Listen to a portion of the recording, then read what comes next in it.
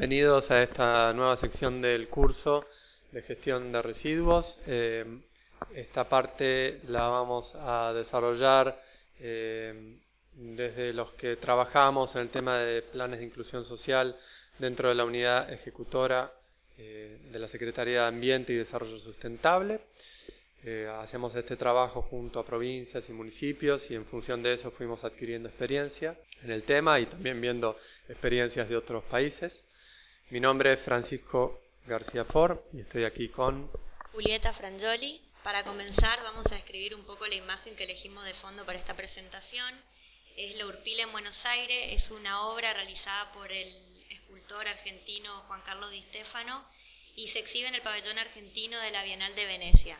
La elegimos porque nos parece representativa para el tema que vamos a abordar en esta presentación. A lo largo de la presentación lo que vamos a hacer es primero meternos en una visión general del fenómeno de la recuperación informal, luego ver algunas cuestiones de programas de intervención para abordar desde la gestión integral este fenómeno y finalmente hablar brevemente de los planes de inclusión social que acompañan a los proyectos financiados con préstamos externos que tienen algunos requerimientos en particular para hacer el abordaje.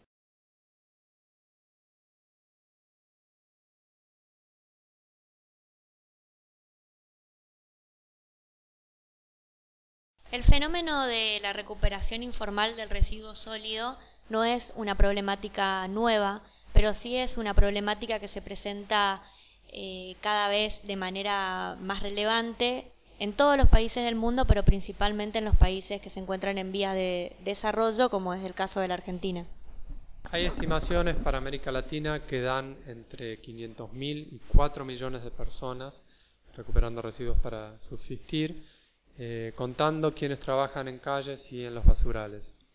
En Argentina el número se estima en 77.000 personas. Esto en la evaluación regional que hizo el Banco Interamericano de Desarrollo en el 2010. Lo que podemos leer de estas cifras es que es un número alto, es una gran cantidad de personas, con lo cual es un fenómeno muy relevante y que también por el grado de informalidad es muy difícil de tener unas estimaciones muy precisas en tanto no se haga un estudio en profundidad. Cuando pensamos en las condiciones de posibilidad del fenómeno de la recuperación informal, tenemos que pensar que es un fenómeno que viene desde la antigüedad y que se ha desarrollado mucho después de la crisis que tuvimos en el 2001 y que ahora se ha estabilizado en un número alto, como vimos en la diapositiva anterior, y que se ha naturalizado en gran parte dentro de nuestra vida social y eso muchas veces es peligroso porque es una situación muy inhumana en muchos casos. Si pensamos en condiciones de posibilidad, podemos destacar algunas aquí, pensando también que es un fenómeno multicausal y muy complejo. Pero de entre ellos destacamos el desempleo estructural, ya que hay situaciones de una parte de la población que durante varios años está en una situación de desempleo o incluso durante generaciones. Por otro lado, la cultura del cuentapropismo, que lleva a que en esta situación de desempleo se salga a rebuscar, a buscar la forma de generar un ingreso, que a la hora de hacer un diagnóstico o un plan de acción hay que considerarlo porque puede ser por un lado una potencialidad en el sentido de la creatividad que implica el cuentapropismo, el empuje que hace que haya cartoneros tirando de carros de más de 300 kilos en la calle, pero también muchas veces es una cultura de un trabajo muy individualista o como mucho familiar que va en contra de modalidades de trabajo colectivas. Por otro lado, tenemos que considerar que el desarrollo del mercado de materiales reciclables es un punto importante para que se haga la recuperación, porque en aquellos lugares donde no hay tanto mercado desarrollado, la recuperación va a ser menor o va a generar menores ingresos que en los lugares centrales donde hay más, donde se puede vender por ahí directo a los grandes acopios o incluso a las fábricas. Por otro lado, la falta de desarrollo de la gestión de residuos en las ciudades. Es notable pensar en que los cartoneros vinieron a resolver un problema no resuelto por los servicios de las ciudades, en el sentido de generar recuperación de materiales que no estaban siendo recuperados. Entonces, hubiera sido muy distinto el panorama si para el 2001 las ciudades hubieran tenido un sistema formal ya funcionando, pero no fue el caso. Bueno, todas estas condiciones, como el desempleo, la cultura del cuentapropismo, el desarrollo de los mercados del reciclable y la falta de desarrollo de la GIRSU, como otras condiciones que se pueden presentar, van generando que todos estos residuos que se presentan en apariencias como inagotables y que se encuentran a la mano de todos, se vuelvan un recurso. Para poder intervenir de forma efectiva con el grupo de recuperadores es importante conocer las diferencias que tienen al momento de realizar su trabajo. No es lo mismo que un grupo de recuperadores recupere en la vía pública o en los basurales, o qué tipo de material recuperan. Algunos recuperadores recuperan materiales que usan para el consumo propio o para alimentar sus animales, o por ahí recuperan materiales reciclables, distintos tipos de material reciclable o ropa. Otra de las diferencias tiene que ver con cuál es el objetivo de la recuperación que realizan. No es lo mismo que un grupo recupere para la venta o para el consumo propio. ¿Qué importancia tiene la recuperación de estos materiales en la economía familiar? ¿O qué herramientas de trabajo tienen para realizar el recupero? ¿Qué tipo de organización han logrado desarrollar y qué vínculos han logrado establecer en el mercado de los materiales recuperables? Otro punto importante de nuestro diagnóstico tiene que ver con los problemas asociados a la población de recuperadores. El trabajo infantil es uno de los más relevantes y que resaltan en todos los municipios donde uno va. Muchas veces es porque no tienen dónde dejar los chicos o no han hecho estrategias para dejarlos con familiares o con guarderías.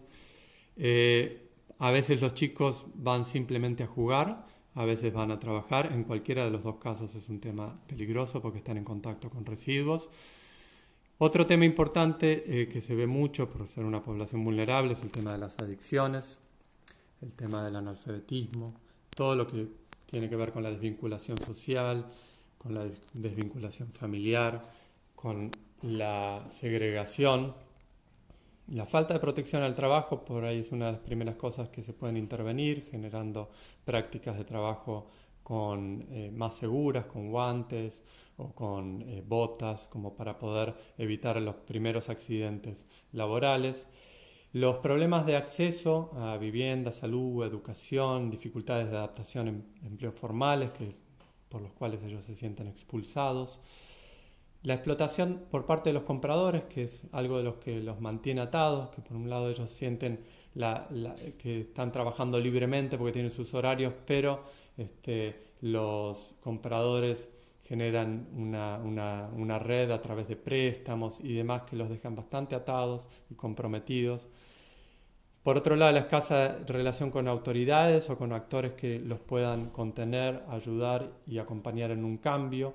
Y en general, a nivel social, más allá de la estigmatización, es la falta de reconocimiento de su rol socioambiental. Cuando uno interviene en un grupo, va a buscar generar un cambio. Y entonces, para poder lograr esos cambios, es importante primero poder reconocer cuáles son las potencialidades que el grupo cuenta para llevar adelante ese cambio. Una de las cuestiones más importantes a determinar en el grupo es el reconocimiento de los líderes.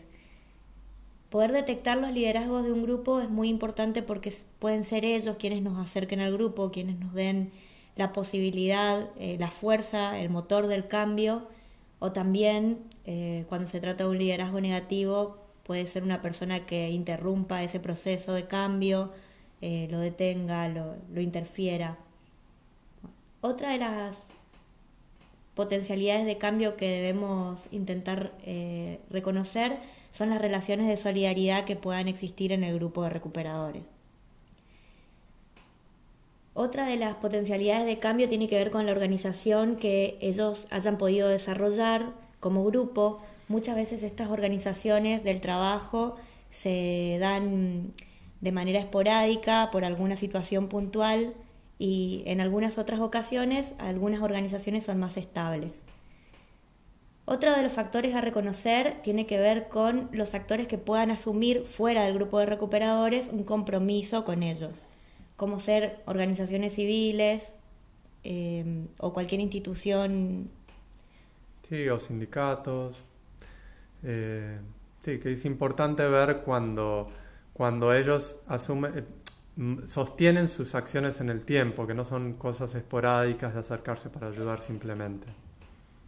Es muy importante poder reconocer que el rol del recuperador es un rol que puede ser valorado socialmente y hay que trabajar en función de poder lograr esta nueva mirada de este grupo de trabajadores. Sí, que eso es algo que se ve en varios casos, que la gente aprende a ver que no son los recuperadores, no son quienes generan problemas en la calle, dejan todo sucio o generan situaciones de peligro, sino son quienes están ayudando a que cuidemos el medio ambiente y a que protejamos nuestra tierra.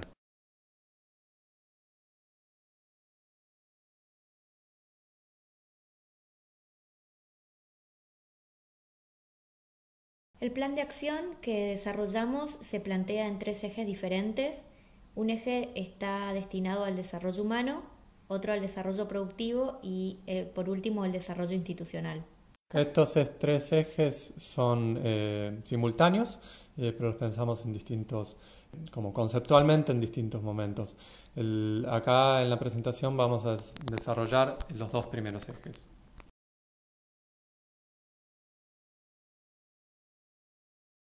Dentro del eje de desarrollo humano, una de las actividades que tenemos que promover tiene que ver con la construcción de redes entre las instituciones que una localidad puede tener. Es importante remarcar que todas las localidades, todos los lugares en donde vamos a realizar nuestras intervenciones cuentan con instituciones que muchas veces se encuentran sin mantener ningún tipo de vínculo con el grupo de recuperadores, otras sí. Y muchas veces inclusive las instituciones que existen en una comunidad no se encuentran relacionadas entre ellas. Entonces es importante poder generar estos vínculos entre las instituciones y entre el grupo de recuperadores para poder fomentar la inclusión de este grupo en la educación, en el empleo, en los beneficios sociales, en todos los espacios que se consideran necesarios. Sí, por otro lado vamos a tratar de potenciar las capacidades organizativas de los recuperadores, tanto como habíamos visto en la parte de diagnóstico, promoviendo liderazgos positivos, promoviendo relaciones de confianza, de solidaridad, generando organización y que también pensemos, porque muchas veces es, vamos a construir una cooperativa y esa es una cuestión que genera resistencia, que muchas veces con acciones concretas como promover el cuidado de instalaciones comunes o incluso empezar a hacer ejercicios de venta conjunta, que eso ya sí es un poco más complejo. O sea, a través de la tarea es como vamos a llegar a generar la organización y no esperar a generar la organización para empezar a hacer las tareas comunes. Dentro del eje de desarrollo humano es importante estimular la participación de las mujeres en los grupos de recuperadores, invitándolas a participar, intentando de que ellas mismas puedan plantear las problemáticas particulares con las que se encuentran y acompañándolas en la resolución de estas problemáticas particulares, como por ejemplo encontrar espacios de permanencia para dejar a los hijos o el acceso a la salud y cualquier otra particularidad que planteen. Esta sensibilidad con la mirada de género también es relevante porque es algo muy estudiado que en general las mujeres son quienes más sostienen las organizaciones, quienes más se pueden comprometer y pueden luchar para salir de las situaciones de trabajo indigno. En el eje de desarrollo productivo vamos a estar pensando en todas las actividades de reconversión laboral y por ahí son más actividades a mediano plazo que vamos a poder avanzar primero con proyectos piloto para poder ganar en experiencia y después en generar un gran salto cualitativo. Como primer ejemplo dentro de la gestión de residuos es el desarrollo de recolección selectiva con inclusión social, y esto es importante porque tiene que ver con el reconocimiento del rol del recuperador, con formalizarlo, con acompañarlo y con darle un rol ante la sociedad que muchas veces genera mucho mejor efecto que cuando hacemos una recolección selectiva con el sistema formal. O sea, el nivel de material muchas veces es mejor cuando los recuperadores son quienes van a buscar el material, tienen relación directa con los generadores, que cuando va a buscar un camión y el sistema es anónimo. Entonces, esto lo ponemos en primer lugar antes de hablar de las plantas de selección, porque justamente muchas veces se va directamente a las plantas de selección y las plantas de selección son muy ineficientes porque el material que les llega es muy mezclado. Entonces, podemos pensar en plantas de selección, y en las plantas de selección, cuanto más cerca del núcleo urbano, mejor, porque va a tener más relación con la ciudad, pero tenemos que hacer mucho hincapié en la recolección selectiva, en la separación en origen y por ende también en las campañas de comunicación. Por otro lado, otro tema que le damos también más hincapié últimamente es el tema de la cría de ganado y sobre todo la cría de porcinos, porque la problemática de los chanchos tiene muchas veces asociado que cuando comen residuos no tratados tenemos el riesgo de generar focos de triquinosis. Entonces ahí tenemos que tener un abordaje particular para que quienes crían los chanchos puedan hacerlo en condiciones de salubridad aptas para ingresar en el mercado.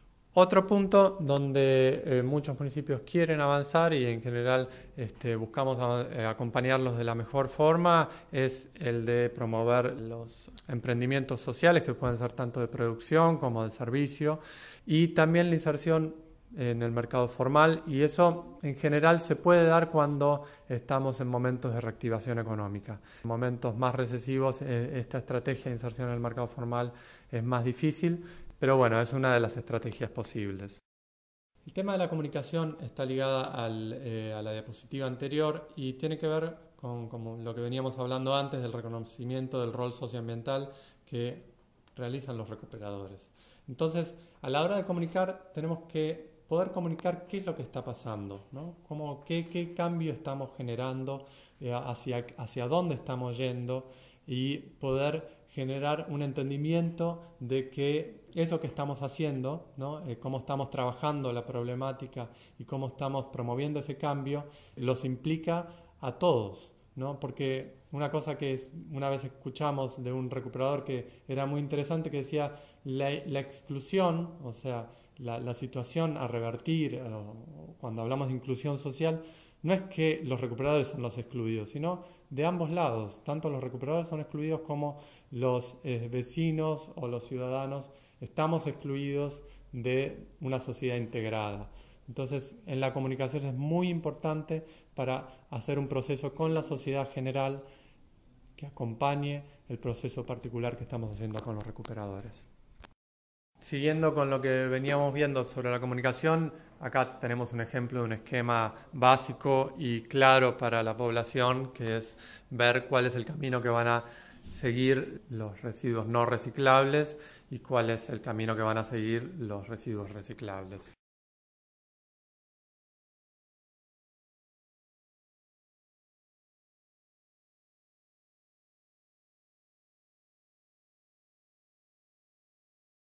Una discusión que se da en torno a la formalización de los recuperadores dentro del marco de la gestión integral de residuos tiene que ver con dos miradas que no son necesariamente antagónicas, sino que se pueden combinar, pero que aparecen mucho en las conversaciones con los municipios y con otros actores que están trabajando en el tema.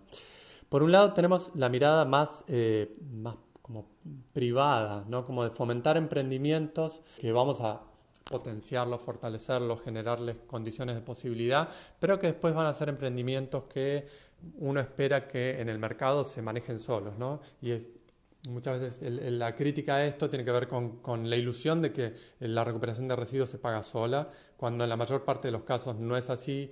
Entonces acá vamos a encontrar muchas dificultades, ¿no? en sostener esto.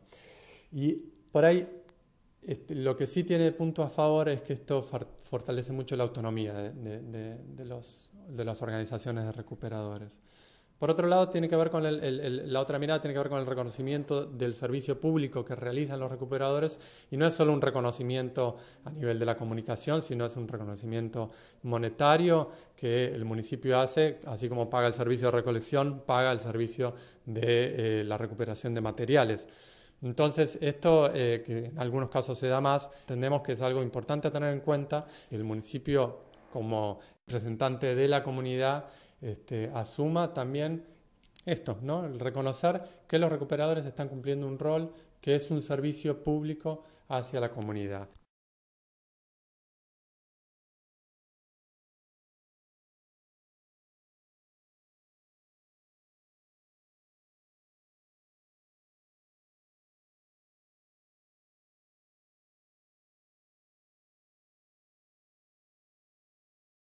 En esta sección queríamos compartir el desarrollo que hacemos en general cuando trabajamos en un proyecto con financiamiento externo, pero que la verdad que nos parecería que debería contar para cualquier tipo de proyecto de estas características, y tiene que ver con los planes de inclusión social, que son planificaciones particulares desarrolladas para mitigar o compensar impactos negativos de un proyecto en los ingresos de los recuperadores. Entonces, pasa cuando hay un cierre de un basural, entonces se corta el acceso a los residuos, o cuando hay una contenerización, entonces el acceso a los residuos se complica. Entonces, necesitamos tener una estrategia para que los recuperadores mantengan o mejoren sus ingresos en mejores condiciones de trabajo. Los planes de inclusión social van a contar con una estructura básica para poder desarrollarlos, y dentro de esta estructura queremos destacar algunos puntos. El punto 2, que es el punto de los objetivos, nos parece muy interesante tener bien en claro cuál es el objetivo del plan de inclusión, hacia dónde queremos ir, qué queremos lograr. El punto número 5, que tiene que ver con el análisis de la población objetivo, conocer a esta población a través de un censo, conocer sus características, sus particularidades, y realizar un mapeo de actores que van a participar en el intercambio con esta población, ¿no? Claro, que pueden ser tanto actores que nos promuevan el proceso, o actores que van a bloquear por sus intereses y sus lógicas algunos puntos. Entonces vamos a hacer lo que vamos a tener que tener en cuenta para el desarrollo del plan. A partir de tener un buen análisis de la población y de los actores de interés, vamos a poder desarrollar un diagnóstico más preciso que en el futuro nos va a permitir poder plantear líneas de acción que se ajusten más a los objetivos que quisimos lograr al principio de la estructura del plan de inclusión. Sí, y este plan de acción va a tener las medidas que fuimos desarrollando en el apartado anterior, básicamente, o algunas que se ajusten a la particularidad de cada lugar. Para finalizar esta presentación, que esperemos que hayan llegado a este momento les haya interesado, queríamos remarcar que muchas veces dentro de los proyectos tenemos fondos previstos para financiar cuestiones del plan de inclusión, pero lo más importante tiene que ver con el involucramiento de los equipos locales, con poder generar un proceso que involucre a los distintos actores y con poder sostenerlo en el tiempo. Entonces, eso es lo que les queremos transmitir, que tengan confianza que es posible abordar este tipo de situaciones y que hay que tener la voluntad de poder pasar todos los conflictos necesarios que hay que pasar y tener la confianza para llegar a situaciones de mayor dignidad, de mayor integración y de mayor sustentabilidad.